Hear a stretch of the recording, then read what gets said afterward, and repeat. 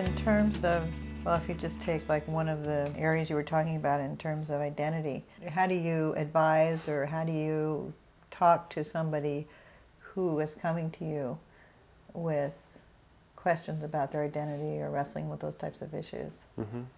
I think the first thing I do is really just listen deeply and really try to understand them and their context. So, their upbringing, their, cultural and ethnic identity context, who they are in relationships and how they make friends and make meaning in relationships.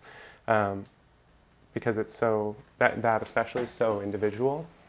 And I have a lot of people who come in, and just being a therapist, I think provides kind of this tremendous power, because people come in and they have this idea that you're someone who I'm really supposed to tell everything to. And sometimes things they've never even acknowledged themselves, which is really incredible.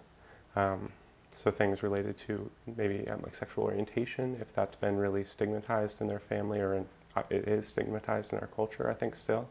That people who are, coming out as gay or lesbian, sometimes a couple sessions in will kind of first acknowledge that to themselves and be able to say, I've always had this attraction to people in my same, my same sex, and it's something that I really didn't want to be true.